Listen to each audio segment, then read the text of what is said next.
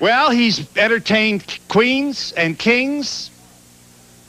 He received the Congressional Medal of Freedom from the House and the Senate, the highest civilian award that can be bestowed by the President and the Congress to a private citizen in our nation.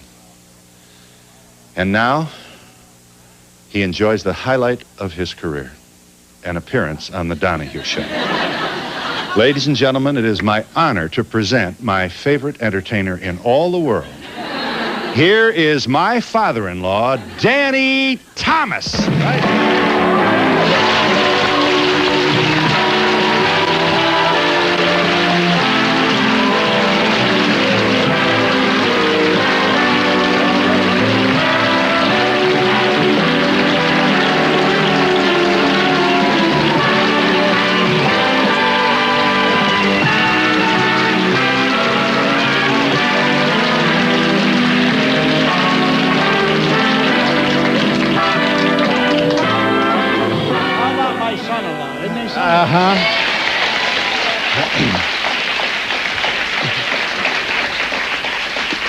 I just said that so he won't pick on me.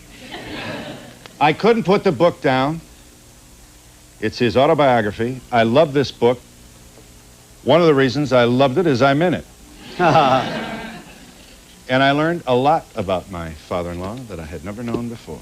4 movie studio power brokers told you to get your nose fixed. Yeah. And I didn't. Yeah, the first movie I was ever in was with Margaret O'Brien and Sid Charisse, great dancer, and The Unfinished Dance, which is a remake of a French movie called Ballerina. And during the making of the picture, they kept saying he is David somebody in his youth. Senility is a terrible thing, but I was senile when I was 30, so it doesn't matter. But anyway, they kept talking about this Broadway actor, and I was that fellow in his youth. And so Mr. Mayer sent for me, and I thought, well, this is going to be great. They're going to pick up my options, and I'm going to be there for 5 years, and so forth. And he said, you are wonderful, and but this is a fairyland, my boy, where the people who are not so good looking, they go to the movies, and the boy and the girl, he's got a defect here, there, she has, and they imagine themselves the prince and the princess that's on the screen. Now, if you had an unsightly wart on the side of your face, wouldn't you have it removed? And I said, oh, well, Mr. Mayor, it's not a wart, and it's right in the middle of my face. And I use it for breathing. He said, now, don't be facetious. I said, come on, Mr. Mayor. I mean, I got 8 brothers at home. They all look like me. Could you imagine me going home looking different? He said, my boy, I must tell you this. The movies is a fairyland, and you can be a great leading man. You got kind of like a Cary Grant there. And just fix it up, pull it up, and then he went like that with me. And I went out. And my manager, my mentor, whom I write about, Mr. Uncle Abe Laswell, the head of the William Morris office. And I told him, he was waiting for me. He said, sweetheart, I never thought the day would come when I couldn't advise you about anything. But this is something you're going to have to do on your own. I went home and I threw myself across the bed. I cried boo-hoo like a baby because I thought this is a new life for me, get out of the saloons and stuff. And now I have to make this decision. And yet I had the saloons waiting. And doing well, thank God. So finally, about 11 o'clock that night, my Uncle Abe called me on the phone and he said, tell them to go and shove their contract. I'm not going to let you do it. So he really made the decision for me, as he did everything else, and then it went. Let me take you down memory lane here for a second. Danny Thomas was born, what are you, 68? I beg your pardon? Something like that. My birthday was what, yesterday? Happy birthday.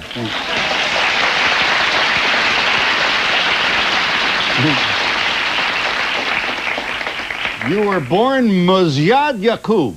Yes, sir. Mazyad Yaqub. But we put K so Westerners can at least pronounce it, yeah.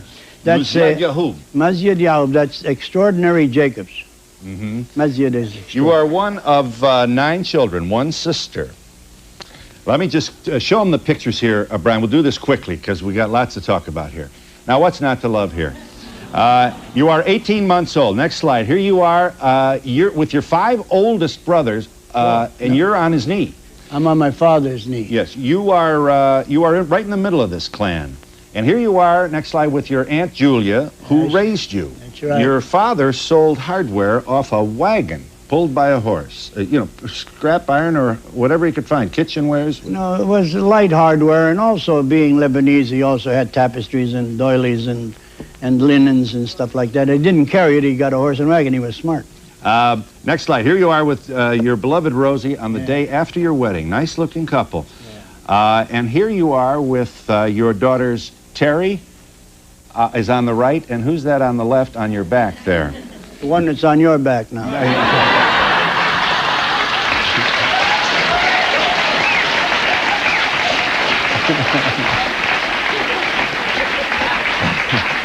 We got to get... and we're, what, 2 minutes into this? This ought to be pretty good. Here you are with Tony, beloved Tony, playing something. Here you are, one more. Let's go. Tony, there's your son Tony, who incidentally produces, among other shows, Golden Girls. Oh, boy. And Empty Nest, I'm on in February. And Empty Nest. That's when they both won the award on the same night, the TV Academy Award. Right. Now, look, I even get my picture in this book. Look at the whitehead standing behind everybody there. Next slide. Now, what's not to love here? Look at here. And finally, here you are with your beloved Rosie, who, when you married her, she had a brother Vincent? What was it you tell people? Well, Rosemary doesn't like AIDS, you know. She hates it. Heaven forbid she should precede me in death. I wouldn't know what to put on the tombstone. No, here lies my wife. Your guess is as good as mine. What do I say?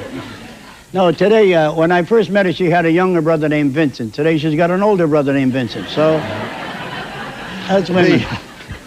You grew up in a multi-religious, multi-ethnic, multi neighborhood. You had Jews, Italians, Poles, and Irish. As you sat then as a kid, you heard every dialect imaginable. It was wired into your circuitry, which quite obviously served you well as the saloon performer. It really did, because ethnic humor, today there's nobody doing it but me. I'm still at it. I'm going to play Bally's Grand in May again in Atlantic City. They called me. You know, at my age, that's pretty thrilling. I cannot be blasé about this. They called me. I didn't ask them. And it's wonderful to be wanted. Nothing like it. Sure, I was subliminally educated for what turned out to be a God-given career by virtue of the fact that I was with people. See, we lived downtown. Downtown Toledo was like 2 blocks from the produce market. And in the produce market, every ethnic group you could think of was there. And you picked it up. Heck, I did more Yiddish humor than any Jewish man ever did, except maybe Jim Hussey, who was Irish long before your time, and he was a great Yiddish comic. Anyway, and Italian and Irish, those 3 in particular were favorites of mine, and they were kind of in the forefront of the ethnic groups. Of course, we did a lot of black humor, you know.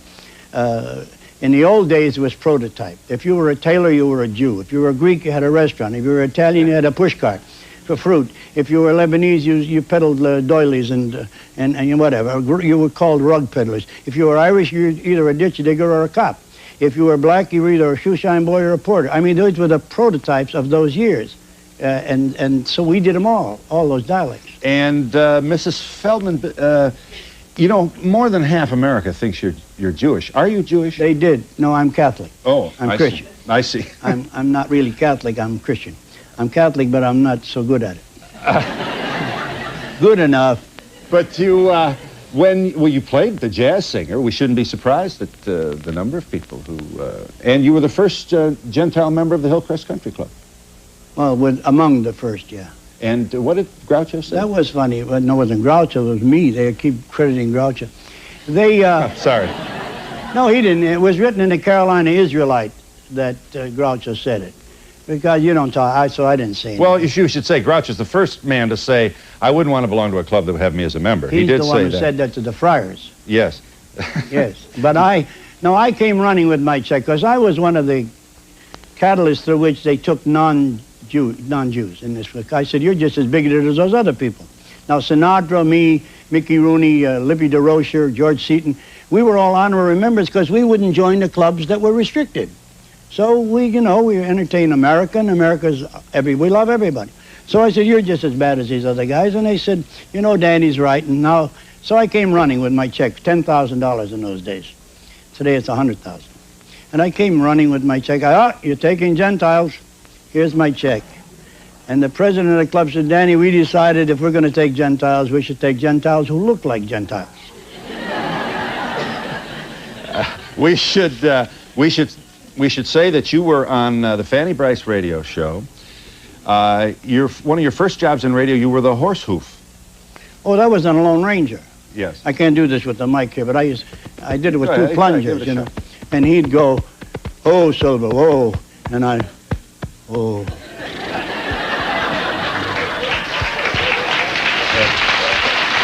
How much? Huh? How much? What kind of check would that bring in for Rosie and the babies on the way? I got $5 a program. Mm-hmm. And I never spoke on the Lone Ranger show. And I got the job because I could go. He said, who did that? The director.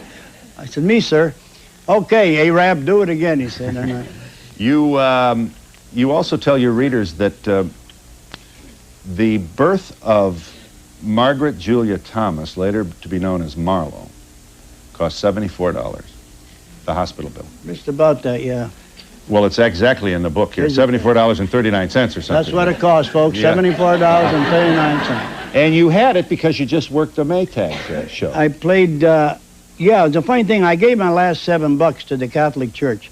I used to put $1 every Sunday, which is all I could afford, but this, you know, Catholic preachers don't preach too well, most of them. But this guy was magnificent. And I got $6.80 left in my pocket.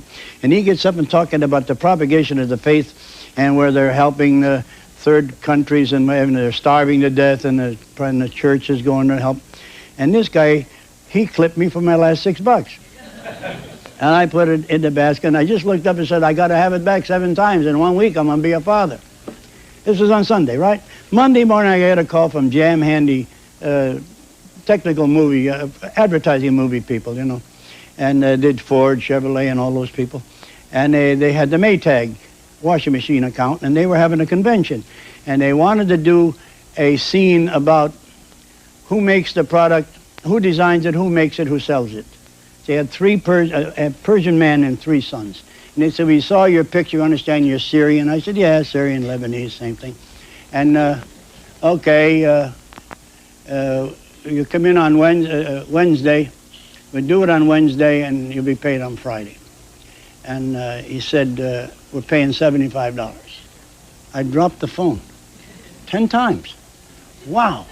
And that Friday I got paid, and Marlowe was born on Sunday. And I went in, it was late, wee hours of the morning, and they wanted me to pay them down, and all I had was a check. And pay down $20 or something. And I said, don't have it. And they don't want to admit her. And I got this little Jewish doctor waiting to come in. By the way, Marlowe owned him as she grew up, and I still owe him $50. He wouldn't take the money. I didn't have it at that time, and years later, he wrote to me and he was going to sue me, kidding, of course. Then when I sent him the check, he sent it back. Anyway, I made them call the guy that had the combination to the safe where the books were in the wee hours of the morning. I said, I want to pay for it, all of it, right now. And the guy came, poor guy got him out of bed. And I paid for the, whatever, it was 10 days out there, 5, 8 days, whatever, in the hospital. You were a candy butcher as a kid. You did not graduate from high school. No, I was 9 days a freshman and a whole year a sophomore.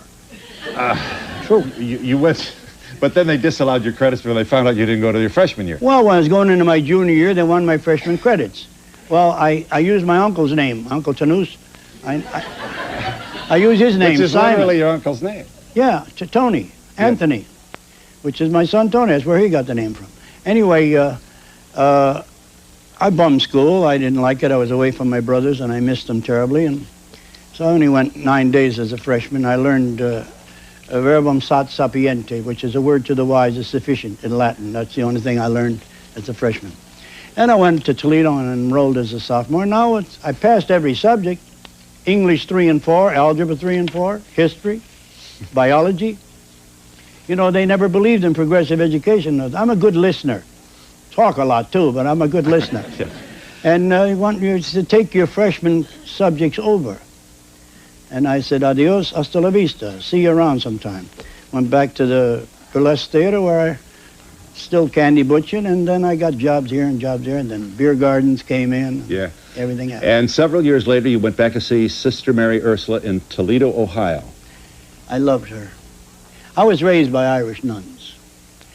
Irish nuns don't exactly raise you, they force you up. She was tough. She was our choir teacher as well. And she was my 4th grade teacher. And we were tough kids, really tough. We were downtown school, and they weren't just Catholics in this parochial. It was the only school in that district. The public school district didn't have the guts to build a school in our neighborhood. So the Catholics did it. St. Francis de Sales Cathedral School. And we had kids of every religion there. And we were early in school. We used to take off on every holy day, regardless of the faith. I mean, Buddha was the big man in our neighborhood. Anyway, and we were tough kids. And the years went away. Is that the one that you were talking about? The years went away, and I became Danny Thomas, and I'm now making a movie at Warner Brothers, I think, with Doris Day. I'll see in my dreams. One of the best things I ever did in my life. And I got a call from a group in Toledo, and it said the old Ursuline convent was leaning, this old granite building. And would I come and put on a show for them and raise some funds? I said, my gosh, I hadn't been to Toledo in years. By all means. And I was met by the mayor of the town, who also was Lebanese, by the way, Mike Damus. He met me, and the superintendent of schools, and everybody, and my old teacher from Woodward High School, whom I love, Mr. Woodward. And I'm taken out to Ursuline Convent to meet the Mother Superior. And there she sat, old Ironsides herself. This is gospel true, folks, and I love telling it. I love that it happened. And I hadn't seen her in all those years, and she didn't look any different. Still that peach pink flesh and steel blue eyes. And didn't look a day older, but she was much older. And she got up from her desk, and I stood waiting for her to say something, and she kept staring at me. And I stared back. Finally, her eyes started to well up, and I'm not ashamed to tell you, so did mine. And then she came toward me and put her hand on my shoulder, and she said, you know, I tear up when I think about her. She said, "You're Amos." And I said, "Yes, Mother." She said, "Glory be to God, it's really you. I was sure you were executed long ago." So she said,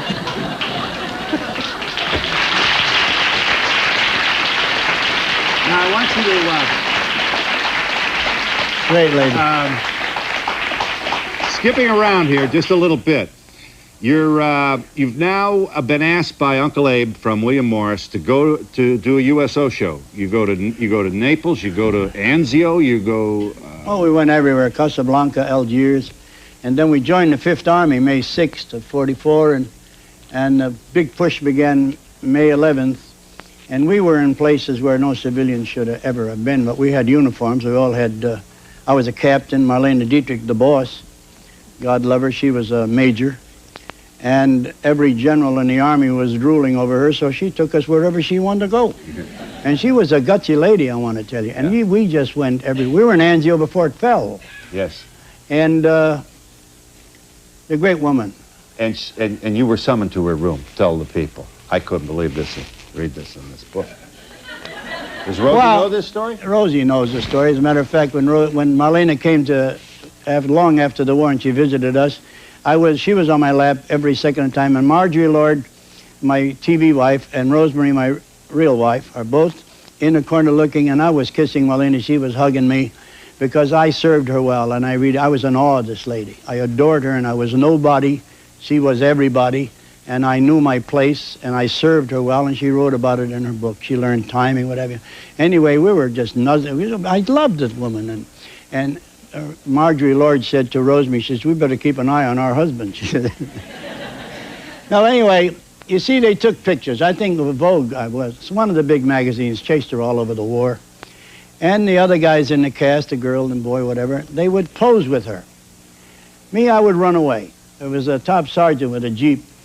We were buddies, and he was with the quartermasters, and he knew where the cheese and the wine and the olives and the bread, all Italian, it was great. And we'd go, and blackout driving and so on. And she kind of got noticed that I wasn't staying for pictures after a few weeks. And my Uncle Abe told me, you've earned your last dollar till the war is over. No mother who loses her son is going to ever point a finger at you and say, well, she was giving her son's life, you were being made a star. He said, you will make it one day. Not now. Take some years, but you will make it, I promise you that. But right now, you've made your last dollar till the war is over. Now go on. And Marlene Dietrich's master of ceremonies. And I went. So, anyway, she sent for me, the boss. How old were you at this time? Oh, pardon? How old were you at this time?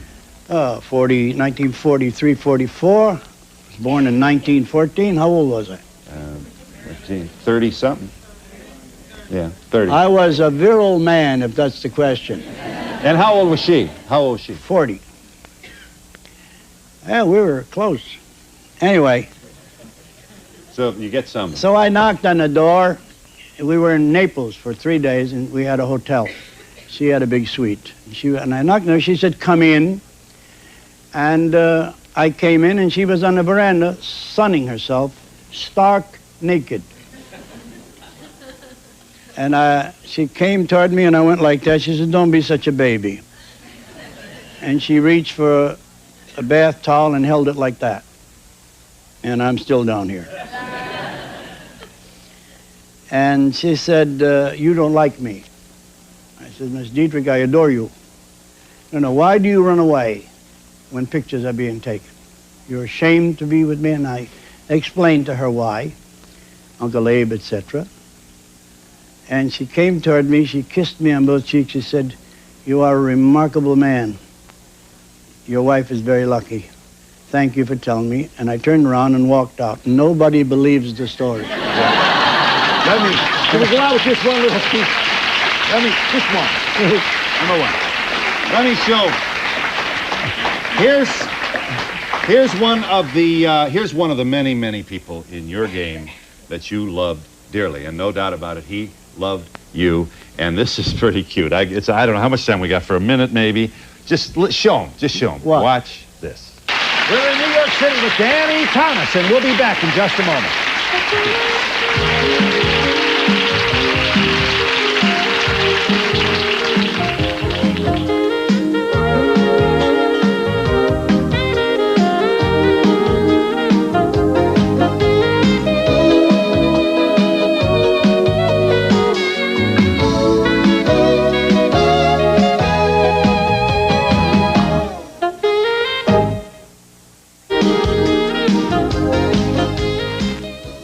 Danny Thomas's autobiography is called We Should Be Surprised. Make Room for Danny. Yes. I'm old enough to have watched Make Room for Daddy, but I can't exactly remember how old I was. What years was that on television? Well, it started in September of 53 and went off regular air in 64. 11 years. Still on. At night. I want to know, do you keep in touch with the other characters of Make Room for Danny? The little girl and the little boy? Yeah, the little boy killed himself, unfortunately, Rusty. He died in Louisiana last year. Terrible. But the rest of them, yeah, I do see. I see Sid Melton, I see Marjorie Lord and Linda. I want to know what you think of comedy on television today. Do you like the shows, and are there any new directions you think they should go in? Yeah, they should go back to where they really have family shows and not some of the garbage that they got on. Yes. What shows do you like today that are on television? I'd rather not state, darling. I have a lot of friends in the business. There are about 3, but there are no situation. My remark was there are no situation family shows. There's situation comedy, but I don't know that all of those situations are as real as situation family. Yes, ma'am. Danny, lots of successful business women say they had dads who expected of the women what they expected of sons. Was there anything special in your bringing up of Marlo? She's a pretty independent, successful, talented lady. Well, Marlo we used to call her Miss Independence. And everything with her was a fire going on, because she'd run in, even when she was a kid, Daddy, you got to take me to the drugstore right now, this minute. I said, what's the matter? You sick? What do you need? No, the new comic books are out, you know. Everything was life and death. But Marlo was always independent lady. And did you have any, like, influence on your children's decisions to become actors and actresses? My kids' influence on? No, I was just the opposite. When Marlo graduated 3.8 from USC and would have been a straight 4 had she not been vice president of Theta House. She was busy doing that. But she got this marvelous degree, came home, threw it on my desk and said, that's for you, now how do I become an actress? I said, with all that education, you want to be an actress? She said, I didn't know an education was a deterrent in show business. You know, wise guy. But she made it by herself. Hi, Danny. I was wondering if you wouldn't mind commenting on the earlier stages of the relationship between Marlo and Phil. Oh, and at what point, I thought everybody might like to hear that. Yeah. At what point did you realize the relationship was serious, and how did you feel about it, or what type of advice did you give her?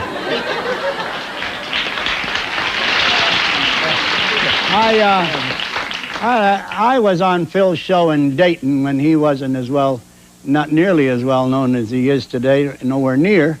And he said, what do you want me, what can we do for you? I said, send me $1 for St. Jude Children's Research. This is in Dayton, Ohio, and a couple of cities was his whole network.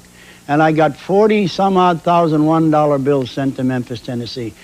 Philip and Marlo met on his show, and it was obviously love at first sight. And I don't know how they get along. I don't know how they get along now. They're married, God bless them. But I don't interfere in that matter, but I know they love each other very much. And I'm so happy that he's my son-in-law and she's my daughter. And we'll be back in just a moment.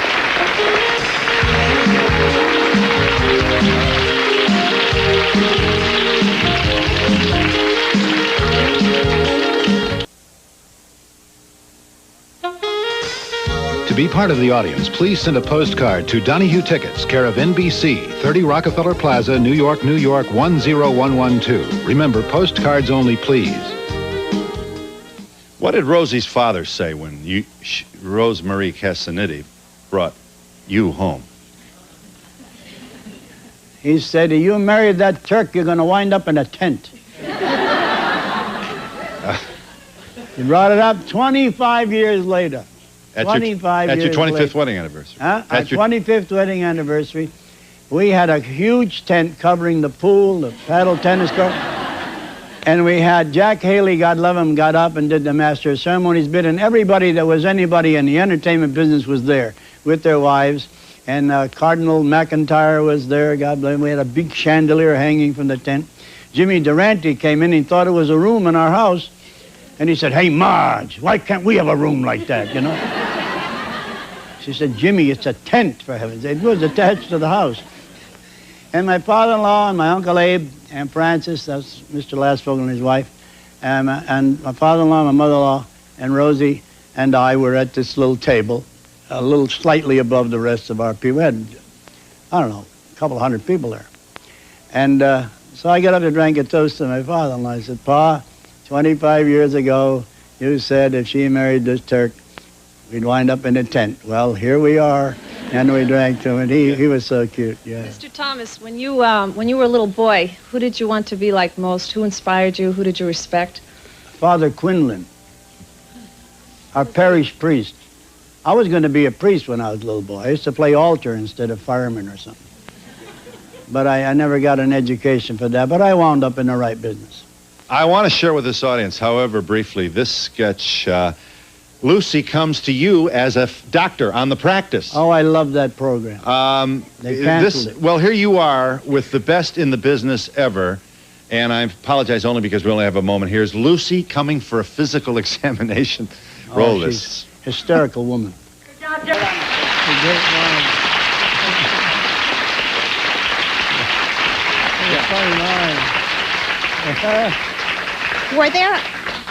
Were there any situations from your home family life that were used for a TV show on Make Room for Daddy? Lots of them, and also from the family lives of the writers, the producers, whatever happened crazy at the house. I could have done 7 shows about my wife, who begins a conversation in the middle of a sentence.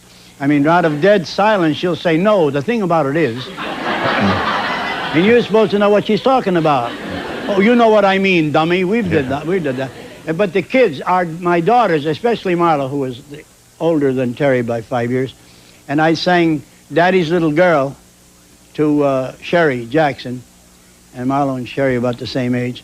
And Marlo just wouldn't forgive me. She cried. I sang her song. And then I did Little Miss Tippy Toes, which is Terry's song, my daughter Terry. And I sang that to Linda, and she didn't speak to me for a week. So it comes out of family life. I would like to commend you on the St. Jude's Children's Hospital. What caused you to start it? Well, time doesn't allow that I go through the whole thing like Time Life says. Read the book, but I'll give it real fast for you. In 1940, I was floundering. I didn't know which way to go anymore, and I had heard of the patron of the hopeless, St. Jude Thaddeus. I'd never heard of him. He was known as a forgotten saint. That today he's not so forgotten. Anyway, this Irishman was telling me about how his wife was cured by, dramatically and miraculously cured from cancer in the womb. The whole matter wound up in the bedpan, and to this day, medical science has not been able to explain it. And he gave me a little pamphlet, and it was about St. Jude, and I went to a church on a Wednesday. There were no statues, no paintings. And I just said, hey, you're the patron of the hopeless. I don't know where to go. Help me find my way in life. I'll build you a shrine. What's a shrine? Something. Yeah, a little statue in the foyer. And then 10 days later, I was in Chicago. I got jobs as a radio actor character. And then everything started to happen. For 2.5 years, I forgot the vow completely. And then when I was dramatically reminded that I had made a vow, I pursued it, gave up everything in Chicago, went with Mr. Lasvogel to New York, hit the long ball. Therefore, St. Jude Children's Research In Memphis, Tennessee, as recommended by Cardinal Stritch. Cardinal Stritch, yeah. Chose the location, did he not? He chose the location. I went to see him when he became Cardinal Bishop of Chicago. Right. With time running out, just a couple of... I'll get this after the break. Hang on a minute. Make room for Danny. I want to know how you feel about some of these people you've worked with. Only the Giants, royalty of our game. We'll be back in just a moment.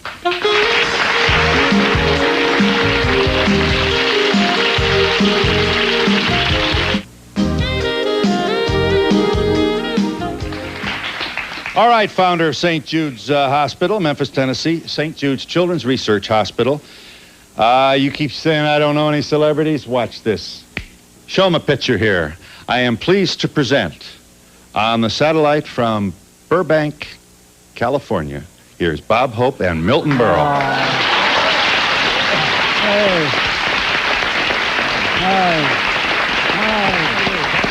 Hey. Have you been watching this, Milton? Yeah, I've been watching a telethon. Yeah. Hey, listen, how are you, Hook Nose? I'm fine. You should... He's just mad because I'm wearing his old one. Oh, shut up. Bob, it's up to you, baby. Dan, I wondered where you were today. I knew you'd be playing a benefit somewhere. He's doing a benefit for his father-in-law. Yeah, he sure is. I would like to say this, his son-in-law, if I may. Not his father-in-law.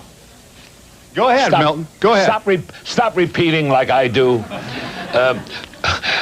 I want to say that we can thank the good Lord, Bob, for sending Danny Thomas to Earth. I mean that because when Danny was born, there was a star in the east. Me.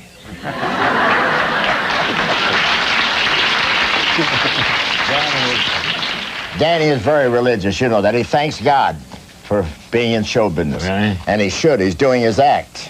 He's doing God. You're right. Danny is very religious because I know that because he worships himself. He's so great. And what I love about Danny, he doesn't have to work. He's got so many relatives in show business. Oh, boy. You know, and they're all working. This knocks me out. I mean, I don't have to tell Phil. How many fathers can just turn on TV and watch your son-in-law wear a dress? Thank you, Robert. I should say you're both in this book, and both very positively so. My father-in-law takes reverent bows to you both in this book. Bob, He was, you came to see him at the Club Morocco. Do you remember the club? Was this? In Detroit. Detroit. In No, the Detroit, club, when you the were doing club. your radio show. That's 100 years ago. Oh, yeah. And it was raining. Tell him what you learned from him. Well, I learned from him that you got to be somebody and can say anything you want. You know, we worked like crazy as guys with material, but it had rained that day, Robert, and you came in with the original Lone Ranger and Betty Hutton and Colonna, God love him, Jerry Colonna, and it had rained, and you had on a blazer and slacks, something like I've got, the lighter slack, and I guess you had some mud spots on your slacks. And they insisted that I get you up, and you got up on the stage, finally, and you just looked down at the spots, and you said, those Detroit cab drivers come awful close. And the ceiling cracked. I mean, they laughed, and I'd been on for 1 hour. I never got a laugh anywhere near that with all the material. So and it just reminded, I said, you know, it's who you are, and he always has been an R. He's been a star since God made him, and I love him very That's dearly. enough. That's enough about him. Talk about me. Let's talk about Milton for a while. Now, Milton. I love you too, Milton. I want to say something. Can I say something? Yeah, go ahead. Please? I'm sure. No, shut up. I want Two to tell old you, men Danny, arguing. you were talking with Phil before about how old you were, and I can't tell you, ladies and gentlemen, how old Danny Thomas is, but when he was born, the wonder drug was mercurochrome. You like it? You can have it. I like it. I like it. Milton, you are here's the story from the book. You are a very big star in New York and all over the universe. Star of the Ziegler Follies. Danny comes, there's the Lebanese kid from Toledo, comes to New York, scared to death. Yeah, well, I had played the 5100 Club in Chicago for 3 years, and I was a big hit, neighborhood nightclub, and it was great. Everybody came. And now I'm going to play La Martinique in New York. First time in my life I'm being in New York, and I'm billed as Gales of Laughter from the Windy City. I love that. And go tell a New Yorker that somebody from Chicago is great. And no, Joey Lewis never made it till the 4th time. And this is I threw up in the dressing room 3 times before I went on. I was so scared. Anyway, I met Mr. Burl. He was the star's Milton Berle in the Ziegfeld Follies. You don't get bigger than that. And he introduced me to the audience. I was sitting in row 3 with Uncle Abe. And he says, there's a kid here, and he's going to be great. Martinique, go see him. He makes me take a bow. They didn't know me from a box of beans. The applause was the end. I went backstage with him, and he was undressing and dressing. And he's amazing when he's undressed. Anyway. Oh, shut up.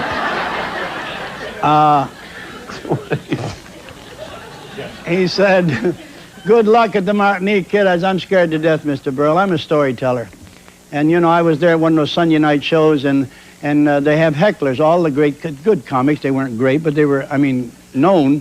But New York, they were. And the guy said, good evening. The fellow said, and from the audience, that's a funny line. Then the other comic would say, wait till you hear the next one. He'd say, I'm happy to be here. Then he'd say, didn't I tell you? Well, this poor man was lost. And me, a lumbering storyteller, I'm going to die. If they do that, no way. And I told them.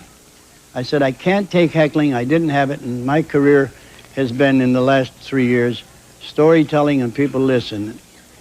He said, I'll tell you what. I'll be there. Your show goes on late. I'll be there. And if you get heckled, you just bring the microphone down to me and say, I got a guy here who takes on my little fights. Hand me the mic and go sit on the piano. And he's been a mother hen ever since, and I adore him. Fortunately, Italy had surrendered that day during the war. Everybody was in a festive mood, and nobody heckled. But he was there and has been with me a lot of times in my life. It's all in the book, Milty. You'll read it. I love you, Danny. I love you. I adore you too, baby. Take care. I'll give you a chance here, Milton. I got to break it here for 1 second. Got to break. Don't we'll go. We'll be back with Bob Hope, Milton Berle, and Danny Thomas in just a moment.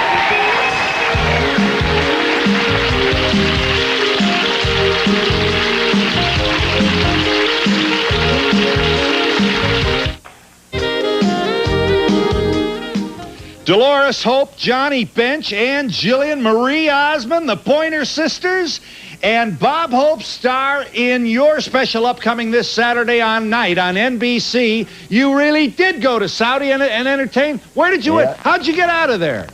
Well, I tell you, it's not easy, Phil. But getting out in that desert is something else. I tell you, those kids, they deserve a lot of credit.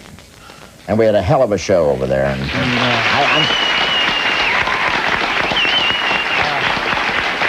Terrific. But I had a lot of talent. Yeah, Bob. Robert. Yeah. How'd you get past the censors and all that? It's different. You couldn't take Brooke Shields, for goodness sake. That's right. They just knocked out a couple of jokes. But there's so many things that because I told him, General Schwarzkopf introduced me, and I said, reminded him that a kid in Korea about 25 years ago said, my father met you in Germany. Then when I was in Beirut in '84, a kid said, my grandfather saw you in the South Pacific. And I told him, if anybody said that I was in the Civil War, I'm going to have them arrested. Because it's I wouldn't be surprised. I happen to be in Philadelphia. We are looking for it this Saturday night on NBC. You bet. Thank you very much for all you've done for St. Jude Hospital, Bob. I love you. God bless you. With only seconds left, let me, this audience, everybody wants in. That's a good Phil. Sir, who's yelling? Me. Milton. Milton. Phil. What? Put it on the star, please. Yes. Listen. I haven't got time. Wait a minute. I got to tell you this about, nobody knows this, about Danny Thomas. Unbeknownst to anyone, he was in Palm Springs in the Eisenhower Hospital, which Sinatra built. And put all his friends in it. No, I'm kidding. But let me tell you. Will you wait a minute, Bob, please?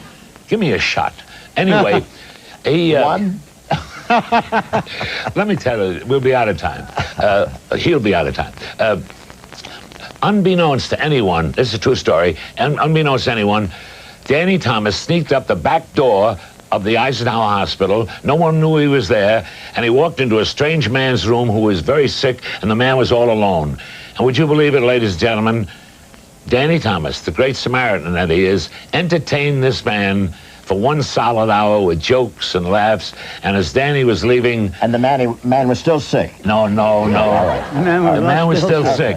Well, he was still sick. Okay. But as Danny was leaving, Danny turned to the man and he said, I hope you get better. And the man said, you too. Was you.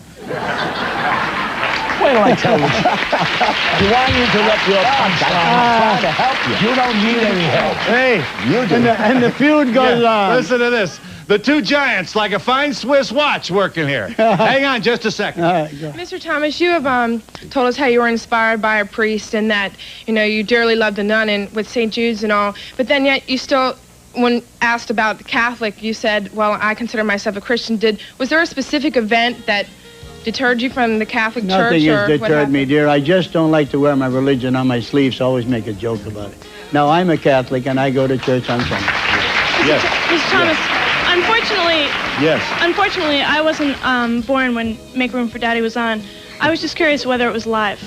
Yes, we had 400 people in the audience. We did 343 episodes and only had no audience. Right, but it wasn't live on television. It was live in front of an audience. Right. The show was filmed for later. On 35 millimeter film, but...